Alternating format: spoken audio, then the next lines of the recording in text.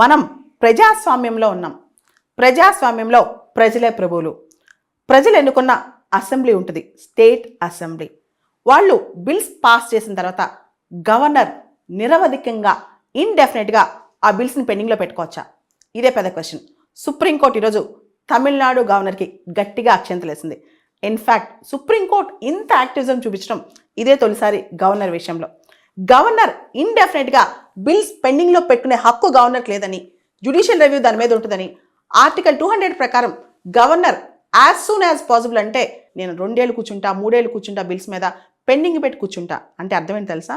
నువ్వు అసెంబ్లీకి రెస్పెక్ట్ ఇవ్వట్లా, పబ్లిక్ మ్యాండేట్కి రెస్పెక్ట్ ఇవ్వట్లా, డెమోక్రటిక్ మ్యాండేట్కి రెస్పెక్ట్ ఇవ్వట్లేదని చెప్పిందనమాట. తమిళనాడు గవర్నర్ నిరవధికంగా బిల్స్ పెండింగ్ పెట్టిన విషయంలో సుప్రీంకోర్టు అనేక కీలక వ్యాఖ్యలు చేసింది.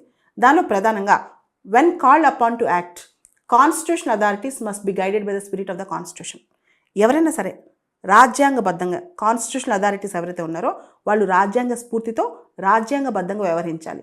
ఎవరు రాజ్యాంగానికి అతీతమైన శక్తులు కాదని చెప్పి సుప్రీంకోర్టు వ్యాఖ్యానించింది. అదేవిధంగా సుప్రీంకోర్టు గవర్నర్ ప్రమాణ స్వీకారం చేసేటప్పుడు తన యొక్క బాధ్యత ఏంటంటే ప్రజల యొక్క సంక్షేమం. అయితే ఎలక్టెడ్ రిప్రజెంటేటివ్స్కి, ఎలక్టెడ్ లెజిస్లేచర్స్కి, అంటే ఏదైతే ప్రజాస్వామ్యబద్ధంగా ఎన్నికైనబడిన ప్రభుత్వాలు ఉన్నాయో వాళ్ళకి వ్యతిరేకంగా గవర్నర్ యాక్ట్ చేయొచ్చా? ఇదే పెద్ద ప్రశ్న అనమాట. తర్వాత governor's actions are not shielded and they are subject to judicial review. Governor's actions ఏదైతే ఉన్నాయో, గవర్నర్ ఏమైనా చేసినా వాటికి న్యాయ సమీక్ష ఖచ్చితంగా ఉంటుంది అని చెప్పి గవర్నర్ ఇక్కడ బోనఫైడ్గా యాక్ట్ చేయలేదు, మంచి ఉద్దేశంతో యాక్ట్ చేయలేదని కూడా సుప్రీంకోర్టు ఒక కామెంట్ చేసిందనమాట. భారతదేశంలో గవర్నర్స్ ఇన్యాక్షన్ చూపించకూడదు, వాళ్ళు ఖచ్చితంగా they are under the constitutional obligation to act. రాజ్యాంగం వాళ్ళకి చెప్తుంది, వాళ్ళు ఖచ్చితంగా దానిపైన చర్యలు తీసుకోవాలి అని చెప్పి. ఇన్యాక్షన్కి ఇక్కడ చోటు లేదు, జాప్యానికి ఇక్కడ చోటు లేదు, అన్డ్యూ డిలేకి ఇక్కడ చోటు లేదు అని చెప్పి. అదేవిధంగా undue delay violates the very spirit of democratic governance. అతి జాప్యం అనేది ప్రజాస్వామ్యానికి, ప్రజాస్వామ్య పరిపాలనకు విరుద్ధం అని చెప్పి కూడా సుప్రీంకోర్టు వ్యాఖ్యానించిందనమాట. సో గవర్నర్ ఇండెఫినెట్గా బిల్స్ మీద పెండింగ్ పెట్టి కూర్చోకూడదు అని చెప్పింది. కౌన్సిల్ ఆఫ్ మినిస్టర్స్ ఏదైతే అడ్వైజ్ ఇస్తారో దేనికి సంబంధించిన ఆ అడ్వైజ్ ఆయన ఖచ్చితంగా పాటించాలని చెప్పిందనమాట. ఏదైతే బిల్స్ కౌన్సిల్ ఆఫ్ మినిస్టర్స్ అడ్వైజ్తో పాస్ అవుతాయో, లెజిస్లేచర్లో పాస్ అవుతాయో వాటిపై గవర్నర్ 1 month, 1 నెల రోజుల లోపల చర్యలు తీసుకోవాలి. ఒకవేళ రాష్ట్ర అసెంబ్లీ పాస్ చేసిన బిల్లు విషయంలో కౌన్సిల్ ఆఫ్ మినిస్టర్స్ ఒక ఎయిడ్ అండ్ అడ్వైజ్తో గవర్నర్ బిల్ పాస్ చేసేది ఉంటే 1 నెల రోజుల లోపల ఆ బిల్లు పాస్ చేయడమో, రిటర్న్ చేయడమో, రిజర్వ్ చేయడమో చేయాలి. లేదా council of ministers aid and advice తీసుకోకుండా తన సొంత నిర్ణయం తీసుకున్న 3 నెలల లోపల నిర్ణయం తీసుకోవాలి. అసలు ఏం జరిగింది? తమిళనాడులో గవర్నర్కి గవర్నమెంట్కి మధ్య చాలా పెద్ద గొడవ. గవర్నమెంట్ పాస్ చేసిన చాలా బిల్స్, తమిళనాడు అసెంబ్లీ పాస్ చేసిన చాలా బిల్స్ గవర్నర్ పెండింగ్లో పెట్టి కూర్చున్నారు. మొత్తం దాదాపు 12 బిల్స్ అనమాట గవర్నర్ పెండింగ్లో పెట్టేశారు. 2020 నుంచి ఇప్పటి వరకు 3 నుంచి 5 సంవత్సరాల పాటు గవర్నర్ బిల్స్ పెండింగ్ పెట్టేశారు. అలా పెట్టొచ్చా? గవర్నర్ రాజ్యాంగబద్ధంగా యాక్ట్ చేయాలి కదా. ముఖ్యంగా చాలా bills vice chancellor appointments, public service commission appointments ఇవన్నీ ఉన్నాయన్నమాట. ఈ బిల్స్లో జనవరి 2020 నుంచి ఏప్రిల్ 2023 వరకు చాలా బిల్స్ పాస్ అయి ఉన్నాయి. అవన్నీ గవర్నర్ ఇండెఫినెట్గా పెండింగ్ పెట్టారు. దాంతో తమిళనాడు ప్రభుత్వం నవంబర్ 2023లో సుప్రీంకోర్టుకి వెళ్ళింది. గవర్నర్ అస్సలు ఇన్యాక్షన్ చూపిస్తున్నారు, గవర్నర్ అస్సలు చర్యలు తీసుకోవట్లేదు, ఈ బిల్స్ పాస్ చేయట్లేదు అని చెప్పి. దాంతో తమిళనాడు గవర్నర్ ఏం చేశారు తెలుసా? 2 బిల్స్ ప్రెసిడెంట్కి పంపించారు. తర్వాత 10 బిల్స్ తన దగ్గర పెట్టుకున్నారు. తర్వాత నవంబర్ 18, 2023 ఈ డేట్రా తమిళనాడు అసెంబ్లీ స్పెషల్ సెషన్ పెట్టి మరి మిగతా 10 బిల్స్ మళ్ళీ పాస్ చేసింది. గవర్నర్ దగ్గర ఉన్న బిల్సే మళ్ళీ తిరిగి పాస్ చేసింది. మళ్ళీ ఆయన ఏదైతే తిరిగి పాస్ చేసిందో ఆ బిల్స్ అన్ని ప్రెసిడెంట్కి పంపించేశారు. బిల్స్ అని ఆర్టికల్ 201 ప్రకారం ప్రెసిడెంట్ కన్సిడరేషన్ కోసం పంపించారు. అంటే అసెంబ్లీ మళ్ళీ రీకన్సిడర్ చేసి మళ్ళీ బిల్స్ పాస్ చేసిన తర్వాత మళ్ళీ బిల్స్ అన్ని ప్రెసిడెంట్కి పంపించారనమాట. దాంతో ప్రెసిడెంట్ ఆఫ్ ఇండియా ఒక బిల్కి అసెంట్ ఇచ్చారు, 7 బిల్స్ని రిజెక్ట్ చేశారు. తర్వాత ఇంకో 2 బిల్స్ని అసలు కన్సిడర్ చేయలేదు. దీంతో మళ్ళీ ఇప్పుడు తమిళనాడు ప్రభుత్వం సుప్రీంకోర్టుకి వెళ్ళింది. సుప్రీంకోర్టు ఏం చెప్పింది తెలుసా?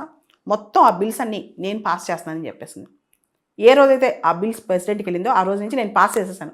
Article 142 special powers, complete justice, సంపూర్ణ న్యాయం కోసం నేను ఏదైనా చేయొచ్చు కాబట్టి నేను ఇప్పుడు ఆ బిల్స్ పాస్ చేస్తాను. మొట్టమొదటిసారిగా గవర్నర్ ప్రెసిడెంట్ దగ్గర పంపించిన బిల్స్ ఈ విధంగా సుప్రీంకోర్టు పాస్ చేయటం మొత్తం మన రాజ్యాంగ చరిత్రలో, సుప్రీంకోర్టు చరిత్రలో ఇదే తొలిసారి. ఆర్టికల్ 142 స్పెషల్ పవర్స్ వాడి పాస్ చేసేస్తుంది అనమాట. గవర్నర్ ఇలా ఇన్యాక్షన్తో ఉండటం రాజ్యాంగ విరుద్ధం అని చెప్పి సుప్రీంకోర్టు చెప్పింది. అదేవిధంగా రెండోసారి అసెంబ్లీ పాస్ చేసిన బిల్స్ని ప్రెసిడెంట్కి పంపించడం చాలా రాజ్యాంగ విరుద్ధం, పక్షపాతం, ఆర్బిట్రరీగా చేశారు గవర్నర్ అని చెప్పింది. తర్వాత గవర్నర్ ఏదైతే స్పెషల్ అసెంబ్లీ సెషన్లో తిరిగి పాస్ చేసిన 10 బిల్స్ పెండింగ్లో పెట్టారో ఆ బిల్స్ అన్నీ కూడా పాస్ చేసినట్టు లెక్క, గవర్నర్ సంతకం పెట్టినట్టు లెక్క. తర్వాత గవర్నర్కి పాకెట్ వీటో లేదు. ఇండెఫినెట్గా అంటే నిరవధికంగా గవర్నర్ బిల్స్ పెండింగ్ పెట్టి కూర్చునే హక్కు గవర్నర్కి లేదు అని చెప్పింది. అండ్ గవర్నర్ ఖచ్చితంగా కౌన్సిల్ ఆఫ్ మినిస్టర్స్, స్టేట్ లెవెల్లో council of ministers advice bound అయి ఉండాలి. ఎందుకంటే కౌన్సిల్ ఆఫ్ మినిస్టర్స్ అనేవాళ్ళు డెమోక్రటికలీ ఎలక్టెడ్ సిస్టమ్ని రిప్రజెంట్ చేస్తున్నారు. కాబట్టి గవర్నర్ తన నిర్ణయాలన్నీ కూడా he is bound by the aid and advice of the council of ministers అనమాట. అండ్ ఇష్టం వచ్చినట్టు ప్రతి బిల్లు ప్రెసిడెంట్కి రిజర్వ్ చేసే అధికారం గవర్నర్కి లేదనమాట. రెండోసారి తిరిగి అసెంబ్లీ పాస్ చేసిన తర్వాత గవర్నర్ మళ్ళా ప్రెసిడెంట్కి పంపించడం చాలా తప్పు. ఇది ఫెడరల్ విలువలకి, డెమోక్రటిక్ విలువలకి విరుద్ధం అని చెప్పారనమాట. అండ్ గవర్నర్ చేసిన యాక్షన్స్ ఆర్టికల్ 200 ప్రకారం బిల్స్ పాస్ చేసే విషయంలో గవర్నర్ ప్రతి యాక్షన్ కూడా న్యాయ సమీక్ష ఉంటుంది, జ్యుడిషియల్ రివ్యూ ఉంటుంది అని చెప్పి. అండ్ ఈ జడ్జిమెంట్ అనేది కేంద్ర రాష్ట్ర సంబంధాల్లో ఒక ల్యాండ్ మార్క్ జడ్జిమెంట్ అని చెప్పొచ్చు.